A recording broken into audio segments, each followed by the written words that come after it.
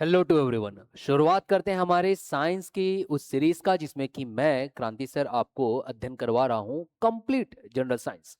कल हमारा पहला लेक्चर हो चुका है और मैंने उसमें आपको सेल जो कोशिका होती है उससे संबंधित कॉन्सेप्ट भी दिया और अंत में हमने एमसीक्यूज या वस्तुनिष्ठ प्रश्नों को भी हल किया। अब उसी सीरीज में हम कोशिका को लेकर के थोड़ा सा अगर आगे बढ़ते हैं तो हमें क्या मिलेगा, हमें मिलेगा कोशिकांग। जी हाँ, मैं बात कर रहा हूँ सेल ऑर्गेनेल्स की। आप अगर इंग्लिश मीडियम स्टूडेंट है तो सेल ऑर्गेनेल्स कहेंगे, हिंदी मीडियम स्टूडेंट है तो आप उसे कोशिकांग कहते हैं। उस कोशिकांग में जो इंपॉर्टेंट पार्ट है वो है माइटोकॉन्ड्रिया। तो आज का जो हमारा टॉपिक है माइटोकॉन्ड्रिया रहेगा और उस माइटोकॉन्ड्रिया से जुड़ा हुआ तमाम फैक्ट, इंपॉर्टेंट टर्म्स जो है वो मैं आपको यहाँ पर क्लियरली डिफाइन करूंगा, समझाऊंगा और ऑब्जेक्टिव क्वेश्चंस तो रहेगा ही, है ना। तो चलिए आगे बढ़ते हैं। आप सभी से यही एक गुजारिश है कि आप लोग एक काम करो, कॉपी ओपन कर लीजिए, साथ ही साथ नोट्स बनाते रहिए। आप लोग स्क्रीनशॉट लेने वाले इस केस में ना रहो भाई, वो सिर्फ स्क्रीनशॉट हमारे मोबाइल में रह जाता है, हम उसका कुछ करते नहीं है। तो साथ ही साथ नोट्स बनाते रहिए क्योंकि मैं तो कंप्लीट साइंस आपको दे रहा हूं ना, तो फिर चिंता किस बात की। तो चलिए टॉपिक लिख लेंगे माइटोकॉन्ड्रिया। अब हिंदी मीडियम इंग्लिश मीडियम दोनों के लिए ही सेम टॉपिक है, इसलिए मैं इंग्लिश में ही लिख दे रहा हूं माइटोकॉन्ड्रिया। ठीक है, इसी को ही आप देवनागरी लिपि में लिख देते हो और कुछ नहीं। चलो इस माइटोकॉन्ड्रिया को समझने से पहले हम इसका डायग्राम बना लेते हैं। उस डायग्राम में बहुत कुछ जानकारी हमें मिल जाएगी और कॉन्सेप्ट को समझना भी आसान हो जाता है। तो चलिए माइटोकॉन्ड्रिया का डायग्राम आप यहाँ पर एक काम करो, कुछ इस तरीके से बना लीजिए, लाइक दिस। ऐसा बड़ा सा डायग्राम आप बनाइएगा क्योंकि ये काफी इजी होता है फिर समझाने में, है ना, लाइक दिस, है ना। ये हो गया। अब इसके अंदर आप कुछ इस तरीके से बना लीजिए,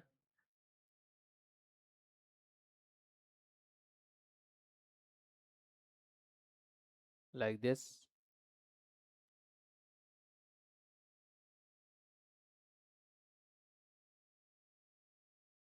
हाँ चलिए बनाते जाइए भाई, साथ ही साथ में आप बनाते जाइए मेरे साथ, है ना। ये हो गया। चलिए अब हम इसकी नेमिंग करते चलते हैं। माइटोकॉन्ड्रिया की नेमिंग हो जाएगी और इसके अंदर भी मैं कुछ लिक्विड फिल कर देता हूँ, that will be better for you all, कि आप इसे इजीली और अच्छे से समझ सको, है ना। चलिए यहाँ पे फिल कर देता हूँ कुछ।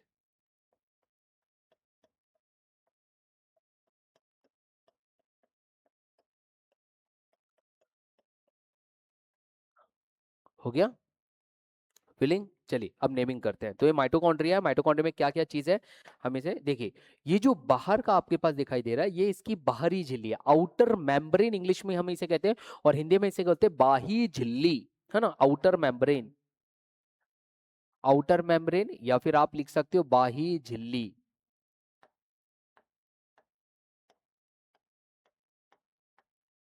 क्लियर हो गया। अब इसके अंदर अगर आप जाओगे तो एक और झिल्ली मिलेगा, ठीक है, उसे हम इंटरनल मेम्ब्रेन कह सकते हैं।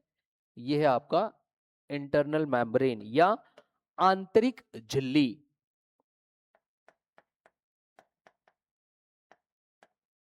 Internal membrane. अब देखिए कोई विद्यार्थी ऐसा ना कहना कि सर आप अंग्रेजी में ही लिखवा रहे, भाई आप मुझे बताओ, इसके बहुत सारे शब्द, 80% शब्द बायोलॉजी के सारे इंग्लिश में ही पढ़ने रहते हैं, तो वो 20% भी क्यों छोड़ दूं, मैं सभी चीज ले ले। तो हाँ हिंदी में आपको बता रहा हूँ, आप चाहो तो हिंदी में से लिख सकते हैं, है ना। तो यहाँ देखिए आउटर मेम्ब्रेन हो गया, ये इंटरनल मेम्ब्रेन हो गया। मतलब कि यहाँ पे दो झिल्ली आपको दिखाई दे रही है, आपको मालूम है क्योंकि यहाँ पे दो झिल्ली दिखाई दे रही है, इसलिए माइटोकॉन्ड्रिया से संबंधित सबसे पहला कॉन्सेप्ट कह लीजिए या फैक्ट कह लीजिए आता है कि ये डबल बाउंडेड मेम्ब्रेन है। फर्स्ट पॉइंट इससे रिलेटेड जो हमें निकल करके आता है वो ये है कि ये डबल डबल बाउंडेड, मैं हिंदी में भी लिखूंगा चिंता ना करिए, डबल बाउंडेड मेम्ब्रेन अगर ये वर्ड आता है आपके पास, या फिर आप इसे हिंदी में लिख लीजिए दोहरी झिल्ली है, दोहरी झिल्ली, दोहरी झिल्ली।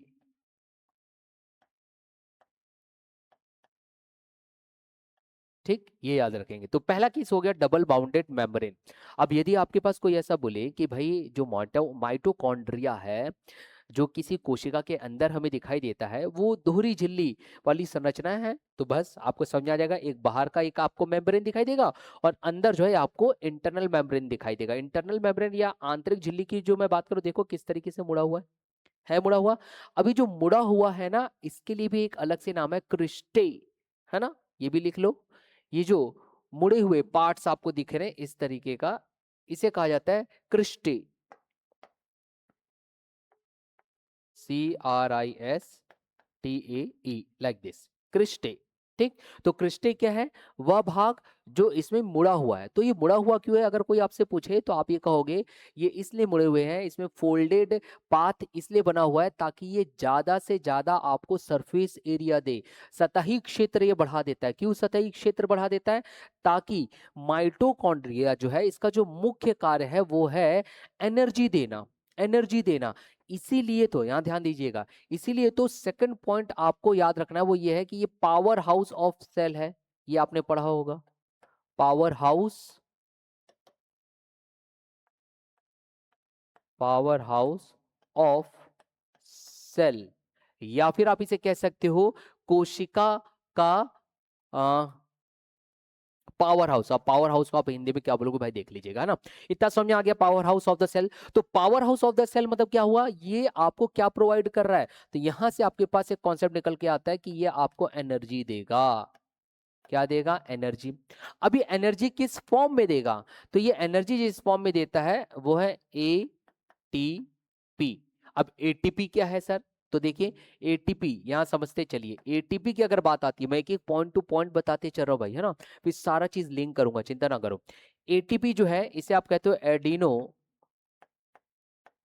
साइन ट्राइफॉस्फेट, ये इसका फुल फॉर्म है।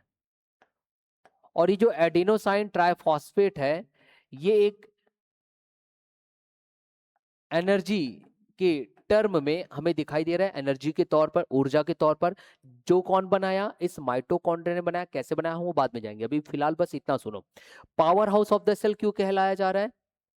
ठीक, उसका कारण यह है कि ये एनर्जी बनाता है। एनर्जी बनाता है किस फॉर्म में बनाता है? एटीपी के फॉर्म में बनाता है। एटीपी का फुल फॉर्म क्या है? Adenosine triphosphate. और एक और तथ्य यहां से निकल के आता है, ये जो एडिनोसाइन ट्राइफॉस्फेट है, क्योंकि ये एनर्जी की तरह कार्य हो रहा है, इसलिए इससे टर्मिनोलॉजी आपको ये याद रखना है कि ये कहलाता है energy currency of the cell. Energy currency, currency of cell. अब अंग्रेजी माध्यम या हिंदी माध्यम पढ़ना तो यही पड़ेगा, है ना। तो देखिए एनर्जी करेंसी ऑफ सेल किसे बोलते हैं? एटीपी को। क्यों? क्योंकि एटीपी जो है एडिनोसाइन ट्राइफॉस्फेट, जो कि इस माइटोकॉन्ड्रिया ने बनाया है, ये इस्तेमाल होगा एक ऊर्जा की तरह, और इसलिए इसे कहा जाता है पावर हाउस ऑफ सेल। चलो ये भी कॉन्सेप्ट क्लियर हो गया, आगे और बढ़ते हैं डायग्राम की ओर। यहां देखिए, अब क्योंकि ये एनर्जी बना रहा है, तो एनर्जी बनाने के लिए यहां पर ज्यादा से ज्यादा अगर सतह मिल जाए तो वो ज्यादा बेनिफिट होता है कि ऊर्जा का जो उत्पादन होगा वो बहुत अच्छा हो। और उसकी उस सतही क्षेत्र को बढ़ाने के लिए ही इसमें बहुत सारे फोल्डेड पाथ बने हुए हैं, और उसी फोल्डेड पाथ को कहा गया है क्रिस्टे। ये याद रखना, जो उसके मोड़दार रास्ता बना गया है, ऐसा मान लीजिए। ठीक है, अब देखिए, क्योंकि यहां पर एनर्जी डेवलप करनी है, तो एनर्जी डेवलप कैसे होता है ये भी चीज मैं आपको बताता हूं। यहाँ देखो, एनर्जी डेवलप करने के लिए यहां होगा क्या, इसे समझिएगा। क्योंकि यह जो आप माइटोकॉन्ड्रिया देख रहे हो, ये माइटोकॉन्ड्रिया एक्चुअल में किसका भाग है? ये माइटोकॉन्ड्रिया जो है ये एक कोशिका का अंग है, मतलब उसके अंदर मिलेगा। अब अगर ये कोशिका के अंदर मिल रहा है लाइक दिस, देखिए मैं एक छोटा सा आपको बना करके भी दिखा रहा हूं, तो उससे आपको सारा चीज क्लियर होगा। ये एक कोशिका मैंने बनाया, ठीक। इसी कोशिका में एक छोटा सा हम यहाँ न्यूक्लियस बना देते हैं, ये उसका न्यूक्लियस हो गया। यहाँ समझते चलिए, लिख भी देता हूं मैं। यहाँ देखो, ये हुआ कोशिका, कोशिका, ठीक। ये जो है ये है उसका केंद्रक,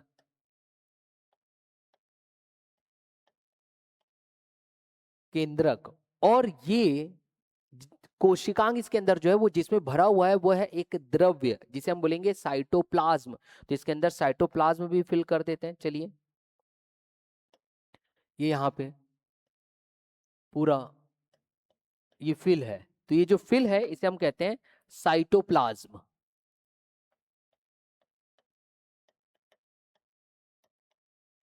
साइटोप्लाज्म, और इसी साइटोप्लाज्म में एक अंग है जिसे हम कहते हैं माइटोकॉन्ड्रिया। ये जो मैं यहाँ पे बनाया हूं उसे भी बना देते हैं, चलिए यहाँ देखें, ये रहा वो माइटोकॉन्ड्रिया जो हमने अभी यहाँ पे बनाया। क्लियर हो गया? इसी माइटोकॉन्ड्रिया को हमने कुछ इस तरीके से हाईलाइट किया है बाहर। अब समझ में आ गया? तो ये जो माइटोकॉन्ड्रिया किसी कोशिका का एक अंग है, ये रखा किसमें है? यहाँ देखो, एक द्रव्य में। वो द्रव्य क्या है? साइटोप्लाज्म। अब होता क्या है, इसको बनाना है एनर्जी, क्योंकि इसका मुख्य कार्य तो एनर्जी डेवलपमेंट है। तो एनर्जी बनाने के लिए होगा क्या, अब आपने जो कुछ भी खाया, ठीक है, कार्बोहाइड्रेट आपने लिया, आलू आपने खा लिया, आपने चावल खा लिया, तो कार्बोहाइड्रेट मिला। अब जो कार्बोहाइड्रेट मिला उससे निकला ग्लूकोज C6H12O6। वही ग्लूकोज, अब ध्यान देना, वह जो ग्लूकोज है वो इस साइटोप्लाज्म में जाएगा। कहां पर? यहां देखें, आपने जो खाया उससे जो ग्लूकोज आया, ग्लूकोज की मैं बात कर रहा हूं, ग्लूकोज, वो गया इस साइटोप्लाज्म में। अब साइटोप्लाज्म में जो ग्लूकोज गया, यहां देखिए, अब इसकी प्रक्रिया को देख ली, कैसे एनर्जी बनाता है। ये हुआ ग्लूकोज, ये ग्लूकोज गया कहां? ये गया साइटोप्लाज्म में। साइटोप्लाज्म क्या है? तो साइटोप्लाज्म ये एक प्रकार का यहाँ पे कोशिका द्रव्य, लिक्विड, फ्लूइड जैसा है, लिक्विड नहीं, फ्लूइड जैसा है ना। साइटोप्लाज्म में क्या, अब इस साइटोप्लाज्म में एक प्रक्रिया होगी, उसे हम कहते हैं ग्लाइकोलिसिस। समझिएगा, ग्लाइकोलिसिस। ये ग्लाइकोलिसिस प्रक्रिया क्या है? ये ग्लाइकोलिसिस प्रक्रिया वह प्रक्रिया है जिसमें कि जो आपने कुछ खाया उससे जो ग्लूकोज मिला, एक शर्करा है, वो शर्करा, शुगर, जो ग्लूकोज मिला वो ग्लूकोज इस साइटोप्लाज्म में टूटेगा, ब्रेक होगा। ब्रेकिंग जो प्रक्रिया है या प्रोसेस है उसे ही वो ग्लाइकोलिसिस कह रहा है। और जब ये यहाँ पे ब्रेक हुआ, जब ये ग्लाइकोलिसिस प्रक्रिया में गया, तो इसने बना करके दिया, अब ध्यान देना, पाइरुवेट।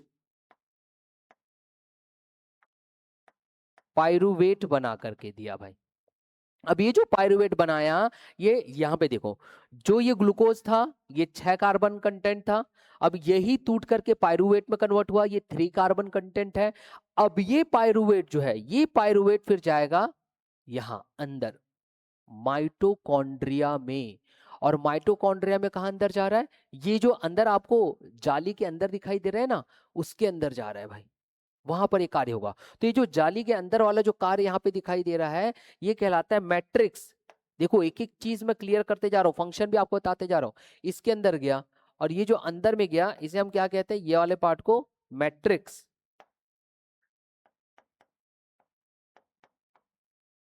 मैट्रिक्स में चला गया। अब मैट्रिक्स में क्या होगा? ये और टूटेगा। क्यों टूटेगा? क्योंकि इसको फाइनली क्या बनना है? Adenosine triphosphate. तो एडिनोसाइन ट्राइफॉस्फेट बनाने के लिए ये जो मोड़दार परत है, यहां पर इलेक्ट्रॉन ट्रांसपोर्ट चेन रहेगा, ETC। ये यहां पर, ये याद रखिएगा, यहां पर आपको क्या मिलेगा? ETC। ETC, ETC क्या है? यहां ध्यान देंगे, ETC जो है वो है इलेक्ट्रॉन ट्रांसपोर्ट चेन, जिसका काम यह है कि वो हेल्प करेगा इलेक्ट्रॉन को ट्रांसपोर्ट करने के लिए, ताकि ये जो पाइरुवेट आया है, ये पाइरुवेट अल्टीमेटली कन्वर्ट हो जाए। किस में कन्वर्ट हो जाए भाई? ये हो जाए ATP में। और कहाँ ये प्रक्रिया हो रही है? तो ये अंदर जो आपके पास भाग दिखाई दे रहा है, इस इनर मेम्ब्रेन के अंदर भाग दिखाई दे रहा है, मैट्रिक्स में, उसे मैट्रिक्स कहा जाता है, वहां पे कंप्लीट हुआ। और फिर ये बनाएगा आपको क्या? ATP। तो ये कंप्लीट साइकिल जो यहां अंदर हुआ, उसे कहा जाता है क्रैब साइकिल। मतलब कि ये जो पाइरुवेट, अब ध्यान देना भाई, एक एक चीज बताते जा रहा हूं, इसे ध्यान से समझते जाइएगा। ये जो पाइरुवेट का कन्वर्जन हुआ एटीपी में, एडिनोसाइन ट्राइफॉस्फेट एनर्जी जो बना, इसे कहा जाता है क्रैब साइकिल। क्रैब साइकिल ये कहलाएगा क्रैब साइकिल। तो अगर आपके पास कभी प्रश्न आए कि क्रैब साइकिल कहां होता है, तो आप बोलोगे क्रैब साइकिल होगा इस मैट्रिक्स में। समझ में आया? जहां मुख्य कार्य यह है कि पाइरुवेट को कन्वर्ट करना है एटीपी में, जिसकी मदद कौन कर रहा है? तो इस इनर मेम्ब्रेन में बैठा हुआ etc, electron transport chain. Clear हुआ? इस प्रकार के प्रश्न आते हैं आपके पास, इसलिए ध्यान से समझिए, बहुत आसान है, कुछ कुछ कठिन नहीं है। कमेंट करके आप बता सकते हो कि हाँ सर सब चीज क्लियरली समझ में आ रहा है। अब यहाँ देखिए, क्रैब साइकिल वाला भी वर्क हो गया, इतना समझ में आ गया। अब होता है भाई कि इसी मैट्रिक्स में हमें और क्या क्या दिखाई देता है। देखो, जब हम इस मैट्रिक्स के अंदर जाते हैं तो यहां पर हमें क्या मिल रहा है, ये भी महत्वपूर्ण, बहुत महत्वपूर्ण चीज है। उससे संबंधित नेक्स्ट कॉन्सेप्ट हमारे पास निकल करके आएगा। यहां देखिए, इस मैट्रिक्स के अंदर अगर आप जाते हो तो आपको क्या क्या दिखाई देता है? आपको दिखाई देता है यहां पर इसका खुद का डीएनए, इसका खुद का डीएनए यहां पर हमको दिखाई दे रहा है। यहां पर हमें राइबोसोम दिखाई देगा। राइबोसोम, राइबोसोम का काम क्या है? प्रोटीन बनाना। डीएनए क्या है? वो आपको पता ही है, जो आनुवांशिक जानकारी लेता है। तो अब यहां से देखो एक नया कॉन्सेप्ट निकल करके आता है कि माइटोकॉन्ड्रिया का अपना खुद का डीएनए, अपना खुद का राइबोसोम, यहां पे कुछ एंजाइम्स भी रहेंगे, एंजाइम जो वर्क करेंगे बाद में, एंजाइम मुख्यतः डीएनए और राइबोसोम में फोकस करो आप, क्योंकि इस माइटोकॉन्ड्रिया का अपना खुद का डीएनए है, खुद का डीएनए, खुद का राइबोसोम है। क्यों ऐसा बोल रहा हूं? क्योंकि कल याद करिए जब मैंने आपको कोशिका बताया था, तो इस कोशिका का ये जो न्यूक्लियस था केंद्रक, इसके इस केंद्रक में भी डीएनए था।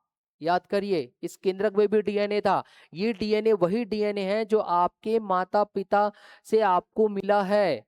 पापा से मान लीजिए हाइट मिला तो मम्मी से आपको कलर मिला, ये दोनों ही मिक्स न्यूक्लियस में है, जो ओवरऑल है माता पिता का ट्रेट से लेकर के आया है। लेकिन जब हम बात करेंगे इस मैट्रिक्स में जो डीएनए बैठा हुआ है माइटोकॉन्ड्रिया का खुद का, ये केवल और केवल लगभग सिर्फ माता से आता है, सिर्फ मम्मी से आता है, मम्मी से।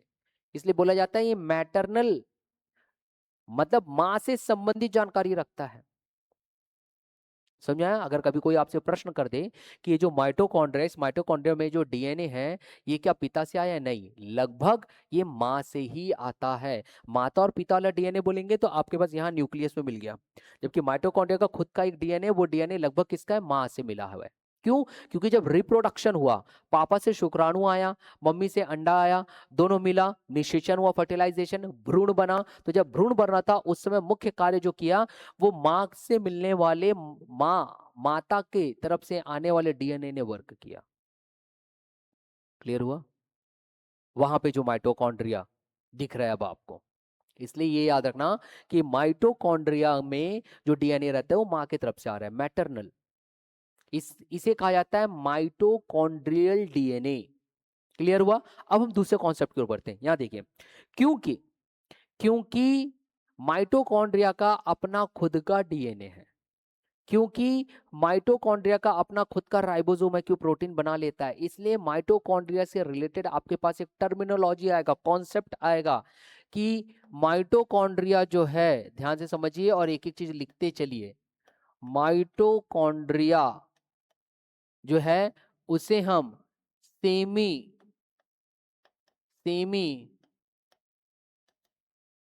ऑटोनॉमस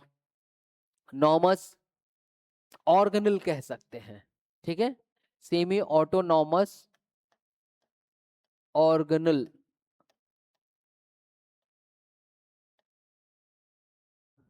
भाई ऐसा क्यों बोल रहा है? सेमी ऑटोनॉमस, क्यों सेमी ऑटोनॉमस बोला? यहां देखिए, यहां समझिएगा, सेमी ऑटोनॉमस क्यों बोल रहा है, इसे मैं कॉन्सेप्ट क्लियर करता हूं आपको। लिख लो पहले क्लियरली, वो थोड़ा सा तिरछा हो गया था इसलिए मैं इसको सीधा लिख रहा हूं। ऑटोनॉमस,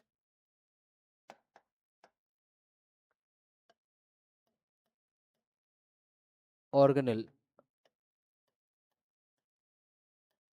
ऑटोनॉमस ऑर्गेनल, वो भी सेमी क्यों बोल रहे हैं? यहां देखिए, यहां पे जो वर्ड आया है ये ऑटोनॉमस, ऑटोनॉमस इसलिए बोला है क्योंकि जो माइटोकॉन्ड्रिया है, इस माइटोकॉन्ड्रिया का अपना खुद का हमें क्या दिखाई दिया? डीएनए दिखाई दिया। दूसरा, हमें इसका खुद का क्या दिखाई दिया? राइबोसोम दिखाई दिया। और तो और ये अपना रेप्लिकेशन कर लेता है, मतलब कि डिवीजन करके ये अपने आप को दो भाग में डिवाइड कर सकता है, जस्ट लाइक जैसे कोशिका होती है, मतलब कि इसका खुद का डिवीजन भी होता है, खुद का डिवीजन जैसे कि कोशिका कार्य करती है। लेकिन ये याद रखिएगा, डिवीजन करते वक्त ये अपने डीएनए का रेप्लिकेशन करेगा, वो मैं आगे जाकर के और बताऊंगा आपको। मतलब ये मान के चलो, जो माइटोकॉन्ड्रिया वो अपना डिवीजन कर लेता है, मतलब ऐसा एक है ना, तो दो डॉटर सेल में कन्वर्ट कर सकता है ये, क्योंकि इसका खुद का अपना डीएनए, इसका खुद का अपना राइबोसोम है, प्रोटीन बना करके दे देगा। तो जब ये खुद इस तरीके से कार्य कर सकता है, बताइए ऑटोनॉमस है, इसकी अपनी एबिलिटी है कि ये कन्वर्ट कर सकता है। लेकिन कंप्लीटली इंडिपेंडेंट नहीं है भाई, पूर्णतः ये स्वतंत्र नहीं है कि अपना काम ये स्वयं से पूरा कर लेगा, नहीं। क्यों?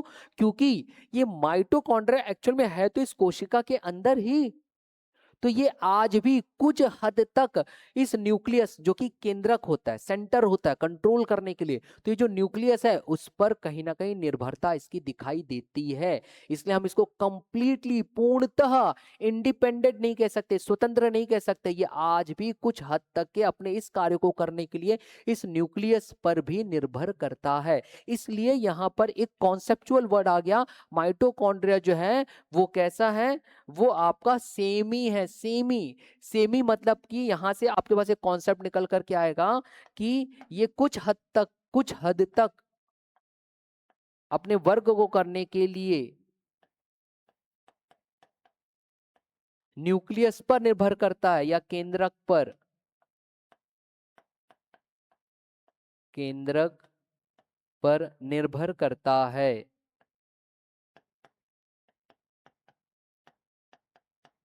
करता है। इसलिए आप इसको सेमी कहते हो, पूर्णतः नहीं कहते। क्लियर हुआ? अब इसके पीछे कॉन्सेप्ट है, एक और पॉइंट यहीं से निकल करके आता है, वो क्या है पता है? कि अगर यह जो माइटोकॉन्ड्रिया है, यदि वो खुद को रेप्लिकेट कर लेता है, दो डॉटर सेल में ऐसा डिवाइड हो सकता है, इसका खुद का अपना डीएनए है, इसका खुद का अपना राइबोसोम है, इसका मतलब कि ये खुद में एक लिविंग सेल रहा होगा, जीवित कोशिका की तरह कार्य किया होगा। हाँ, इसलिए यहां पर एक थ्योरी निकल करके आती है इसके सपोर्ट में, उस थ्योरी को नाम आप याद रखोगे, यहां ध्यान दीजिएगा क्या थ्योरी है। यहां से हमें एक निष्कर्ष निकलता है, और वो थ्योरी इंपॉर्टेंट है। थ्योरी इसे बोला जाता है endosymbiotic theory. Yes, endosymbiotic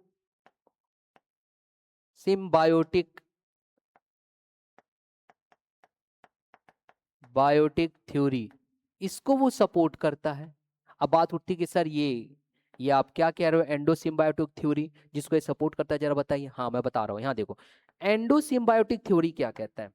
endosymbiotic theory ये कहता है कि ये जो आपको माइटोकॉन्ड्रिया दिख रहा है, जिसकी अपनी ये क्वालिटी है कि इसका खुद का डीएनए है, इसका खुद का राइबोसोम है प्रोटीन बनाने के लिए, ये अपने आप को इस तरीके से दो डॉटर सेल में कन्वर्ट कर सकता है, इसका मतलब ये पहले कभी कोई जीवित कोशिका की तरह रहा होगा। हाँ, ये यही कहता है, पहले कभी ये खुद से एक सेपरेट अलग से जीवित कोशिका में रहा होगा।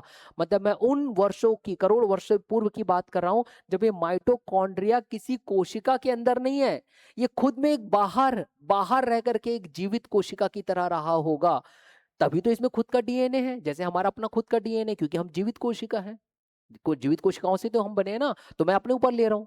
ठीक, तो वैसे ही इसका ये कहना है कि ये जो माइटोकॉन्ड्रिया ये पहले कभी लिविंग लिविंग सेल की तरह रहा होगा, एक लिविंग बैक्टीरियम की तरह वर्क किया होगा। ठीक है, लेकिन हुआ क्या? हुआ ये, इसका ये कहना है कि हो सकता है कि इसके पास कोई होस्ट सेल आया, यहां ध्यान देना, होस्ट सेल आया। अब ये जो माइटोकॉन्ड्रिया है, ये जो माइटोकॉन्ड्रिया की मैं बात कर रहा हूं, ये माइटोकॉन्ड्रिया जो पहले कभी एक लिविंग बैक्टीरियम की तरह वर्क कर रहा था, ये लिविंग बैक्टीरिया, इसका काम है एनर्जी देना। तो भाई देखो अब यहां समझिएगा, फिर ये कैसे किसी कोशिका के अंदर चले गया? तो इसके पीछे ये एंडोसिम्बायोटिक थ्योरी क्या कहती है? वो ये कहती है कि भाई ये जो लिविंग बैक्टीरियम की तरह काम कर रहा है पहले कभी, कौन? माइटोकॉन्ड्रिया। माइटोकॉन्ड्रिया ये मेनली क्या देगा? ये देगा एनर्जी, क्योंकि ये तो एनर्जी दे ही रहा है। अब कोई एक सेल है, कोई एक कोशिका है, बहुत पुराना प्रिमिटिव, कोई एक कोशिका है, कोई एक जीव है, कोई एक जीव, उसको एनर्जी चाहिए, ये एनर्जी नहीं बना ले सकता, मगर ये न्यूट्रिएंट्स दे सकता है। तो हो सकता है ऐसा हुआ होगा कि जो लिविंग बैक्टीरियम, ये जो माइटोकॉन्ड्रिया वर्क कर रहा है, ये क्या किया, ये भाई इससे जाकर के अटैच हो गया। अटैच हो गया तो क्या हुआ, होस्ट सेल बोला कि भाई तू मेरे साथ अटैच हुआ है तो मैं एक काम करता हूं, मैं ना तुझे देता हूं न्यूट्रिएंट्स। ये इसको दे रहा है न्यूट्रिएंट्स, खाने पीने की चीजें दे रहा है, ताकि वो पनपता जाए, उसके ऊपर आकर के अटैच हुआ है तो। और बदले में ये जो लिविंग बैक्टीरियम की तरह माइटोकॉन्ड्रिया काम कर रहा है, पहले कभी करोड़ वर्ष पहले की मैं बात कर रहा हूं, तो ये बोला कि ठीक है भाई, मैं बदले में तुझे एनर्जी दूंगा, मैं बदले में तुझे एनर्जी दूंगा। तो इससे मिल रहा है इसको एनर्जी, इसको मिल रहा है इससे पोषक तत्व, न्यूट्रिएंट्स मिल रहा है। तो आगे जाकर के धीरे समय ऐसा बीतता गया, बीतता गया, बीतता गया, और एक ऐसा इवोल्यूशन हुआ, विकास हुआ इनमें, कि ये जो लिविंग बैक्टीरियम है, जो माइटोकॉन्ड्रिया, वो इसी होस्ट सेल के अंदर ही अटैच्ड हो गया, जो आज वर्तमान में हमें एक कोशिका के अंदर ये माइटोकॉन्ड्रिया दिखाई दे रहा है। इसलिए कहा जाता है पहले कभी एक स्वतंत्र तौर पर जीवित रहा होगा कोशिका, और एक इवोल्यूशनरी टाइम में जाकर के वो अटैच्ड हो गया, धीरे धीरे धीरे इसने एनर्जी दिया, उसने उसको, होस्ट सेल ने न्यूट्रिएंट्स दिया। तो आज ये वर्तमान में हमको कोशिका के अंदर ही दिखाई दे रहा है, मगर क्योंकि इसका खुद का डीएनए है, क्योंकि इसका खुद का राइबोसोम है, तो हमारे पास यह थ्योरी निकल करके आई कि एंडो सिम्बायोटिक थ्योरी, मतलब कि एक दूसरे को सिम्बायोटिक रिलेशनशिप में रह करके, सिम्बायोटिक रिलेशनशिप कहने का मतलब ये होता है कि मैं आपको कुछ दे रहा हूं तो आप भी मुझे कुछ दे रहे हो। जैसे कि जो यहाँ माइटोकॉन्ड्रिया वो इसको एनर्जी दे रहा है, तो होस्ट सेल उसको न्यूट्रिएंट्स दे रहा है जीने के लिए। तो सिम्बायोटिक रिलेशनशिप इनमें डेवलप हुआ, जो आगे जाकर के इसी माइटोकॉन्ड्रिया को परफेक्ट उसी सेल में अटैच कर दिया। क्लियर हुआ ये बात? नेक्स्ट, इससे एक और कॉन्सेप्ट हमारे पास निकल करके आता है, वो भी समझिए। ये जो माइटोकॉन्ड्रिया है, ये माइटोकॉन्ड्रिया सिर्फ और सिर्फ, ध्यान देना, सिर्फ और सिर्फ एनर्जी बनाने का कार्य नहीं करेगा भाई, ये एक महत्वपूर्ण और कार्य करता है, जिसे बोला जाता है एपोप्टोसिस। ये ध्यान दीजिएगा जो मैं कह रहा हूं अब आपको, ठीक? क्या कह रहा हूं मैं?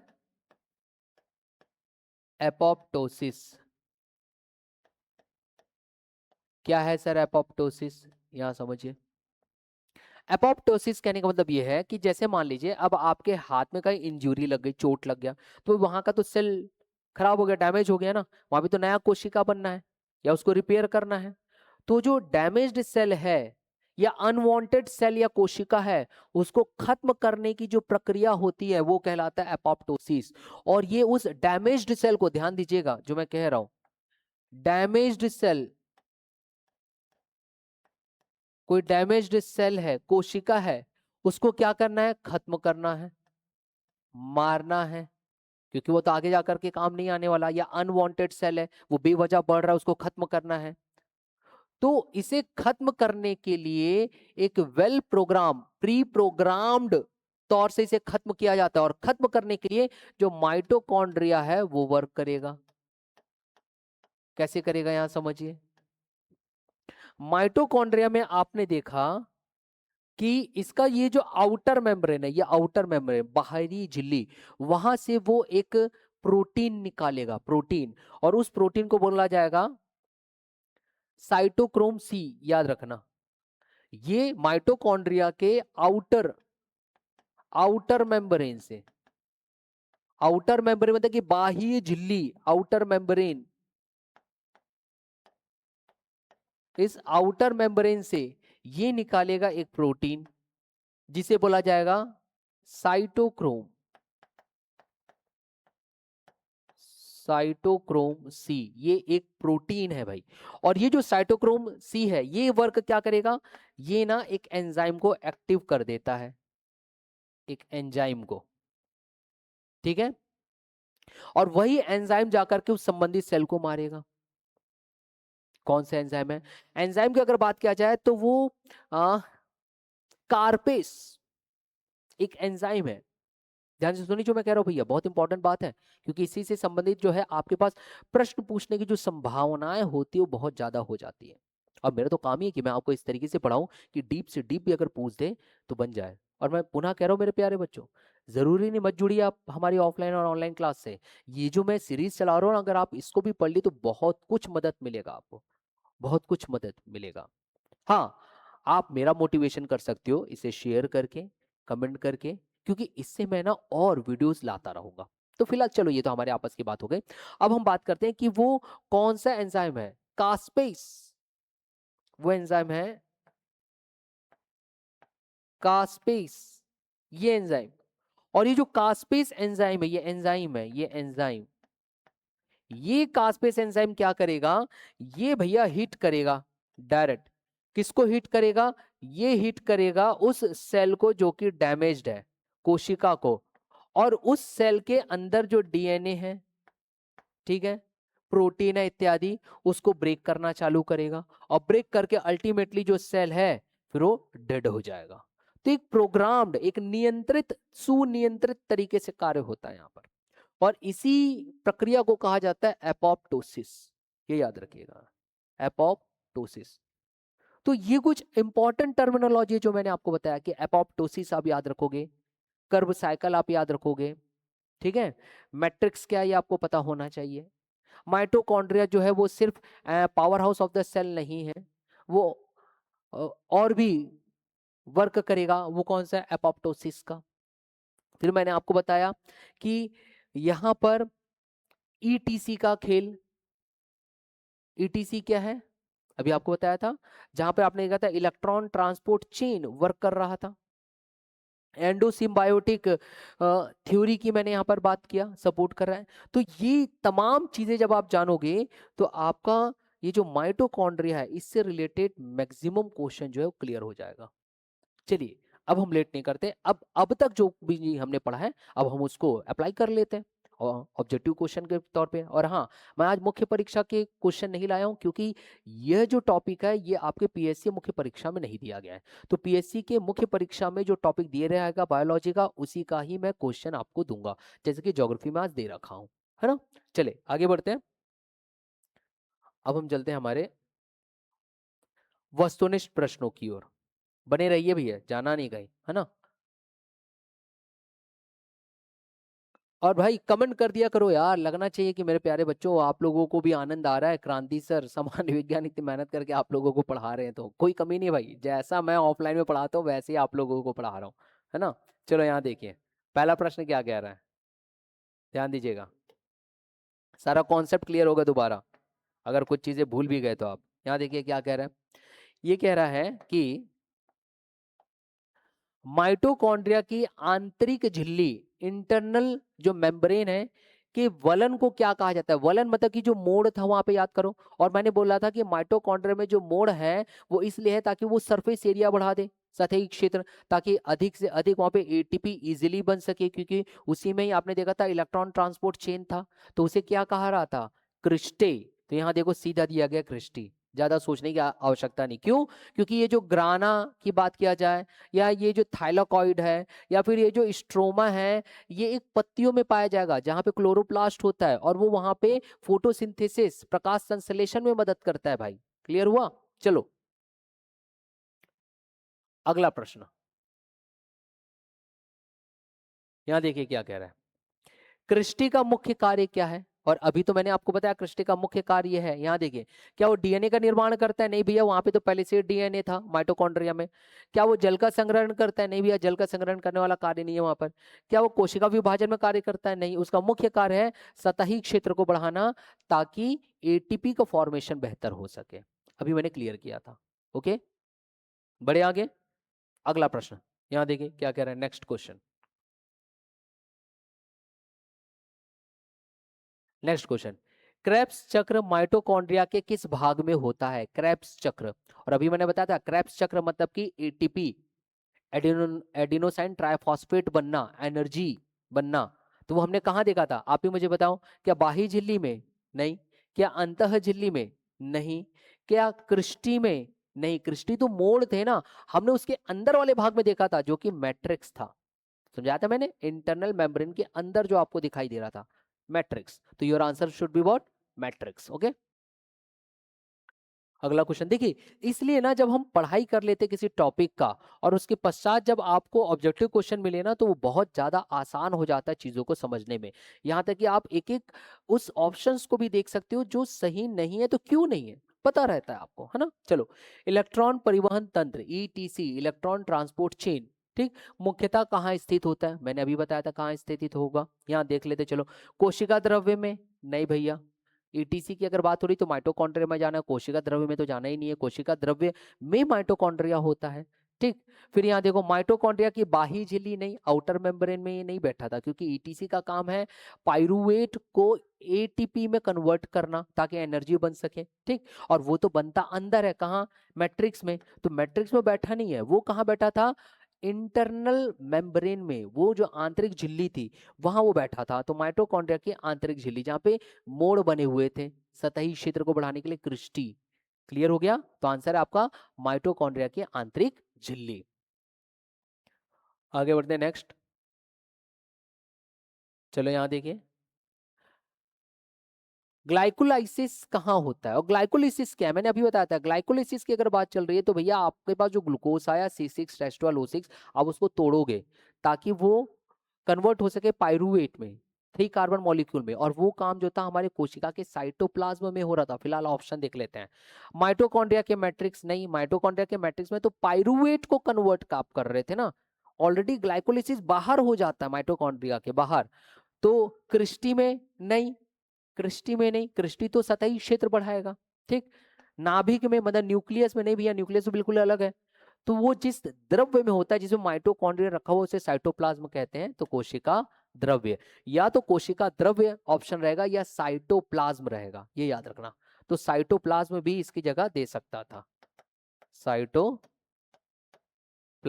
जहां पर ये होगा, ठीक, या कोशिका द्रव्य। आगे बढ़ते हैं।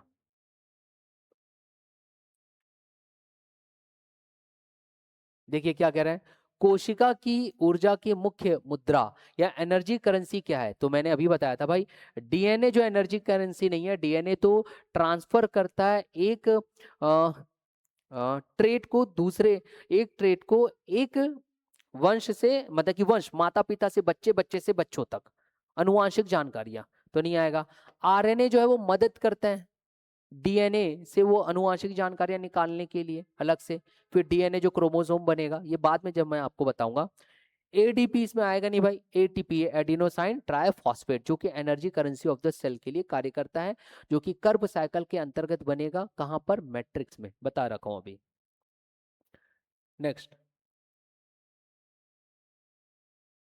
चलिए यहां देखिए क्या कह रहा है, माइटोकॉन्ड्रियल डीएनए सामान्यतः किससे प्राप्त होता है? केवल पिता से? नहीं भाई, केवल पिता से प्राप्त नहीं होता। माइटोकॉन्ड्रियल डीएनए मतलब जो माइटोकॉन्ड्रिया में डीएनए है, चलो देखते हैं। दादा दादी से? नहीं। माता और पिता दोनों से समान रूप से? नहीं। आंसर है केवल माता से, क्योंकि मैंने बताया था जब रिप्रोडक्शन प्रक्रिया में, प्रजनन प्रक्रिया में जाते हैं तो माँ से अंडा और पिता से जो शुक्राणु आया वो निषेचन होकर के, फर्टिलाइजेशन होकर के जब भ्रूण या एम्ब्रियो बनाता है, तो वहां पर मुख्य कार्य जो करता है वो माँ की तरफ से आया हुआ डीएनए। तो माइटोकॉन्ड्रियल डीएनए जो है वो केवल माता से, ये आप याद रखोगे। ओके, चले मूविंग टू नेक्स्ट क्वेश्चन। अगला प्रश्न देखिए क्या कह रहा है, माइटोकॉन्ड्रिया को अर्ध स्वायत्त सेमी ऑटोनॉमस कोशिकांग क्यों कहा जाता है? तो ये मैंने पहले ही बताया था। चलो फिलहाल हम ऑप्शन देख लेते हैं। पहला बुरा, इसमें अपना डीएनए और राइबोसोम होता है। हाँ ठीक है, सही है। आगे का देख लेते हैं, इसमें नाभिक होता है? नहीं भाई, न्यूक्लियस नहीं है। यह कोशिका से बाहर होता है? नहीं, कोशिका के अंदर होता है, कहाँ बाहर है। यह केवल पौधों में पाया जाता है? अरे भैया, अभी तो मैंने यूकैरियोटिक सेल की बात किया, तो एनिमल, हमारे में भी तो माइटोकॉन्ड्रिया मिला है ना। तो क्या है, इसमें अपना डीएनए और राइबोसोम होता है। अब क्योंकि इसमें अपना डीएनए और राइबोसोम होता है, इसलिए ये अपना रेप्लिकेशन कर सकता है, 2 डॉटर सेल में कन्वर्ट हो सकता है। इसलिए हमने बोला ये ऑटोनोमस है, लेकिन सेमी इसलिए क्योंकि कहीं ना कहीं न्यूक्लियस के कंट्रोल में भी ये वर्क करेगा। इसलिए खुद से कंप्लीट नहीं है, इंडिपेंडेंट नहीं है, कंप्लीटली इंडिपेंडेंट नहीं है भाई, डिपेंड करता है थोड़ा, इसलिए सेमी ऑटोनोमस बोला है।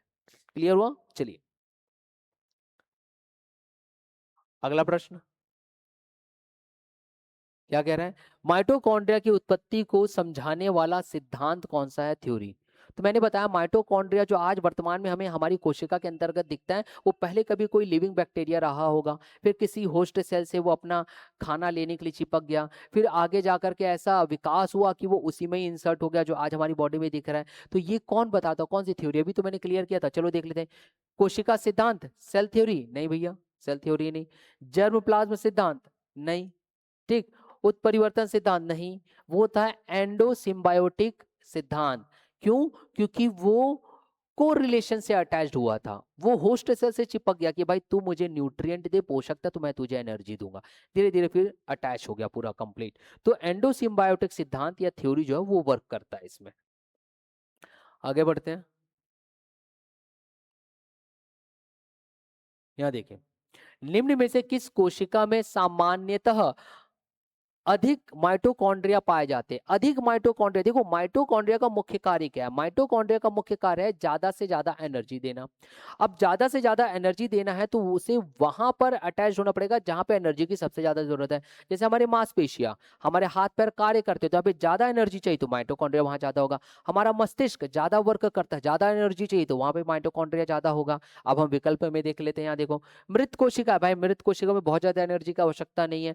परिपक्व आरबीसी, तो परिपक्व आरबीसी में तो माइटोकॉन्ड्रिया रहता ही नहीं है, क्योंकि अगर माइटोकॉन्ड्रिया आरबीसी में रह गया तो आरबीसी का मुख्य कार्य है ऑक्सीजन ले जाना, वो ऑक्सीजन को खुद इस्तेमाल कर लेगा यार एनर्जी बनाने के लिए। ठीक। नेक्स्ट है प्लेटलेट्स, इसमें भी नहीं होता, तो किसमें आएगा, हृदय की मांसपेशियों में। क्यों? क्योंकि हृदय की मांसपेशियों में इसलिए क्योंकि हृदय का मुख्य कार्य है ज्यादा ज्यादा एनर्जी वो लेगा तभी तो ज्यादा पंप करेगा, सर्कुलेट करेगा पूरी बॉडी में ब्लड को। इसलिए आपका आंसर आएगा हृदय की मांसपेशियां। हृदय नहीं आएगा तो स्कल भी आ सकता था, मस्तिष्क बाद में। ठीक है, चलो आगे बढ़ा जाए। चलिए, तो ये था हमारा आज का आखिरी प्रश्न। अगर आपको ये चीजें बेहतर लग रही है मेरी सीरीज तो मुझे कमेंट करके जरूर बताइएगा। तब तक के लिए have a nice day, thank you to all of you. जय हिंद, जय भारत, जय छत्तीसगढ़ माय डियर।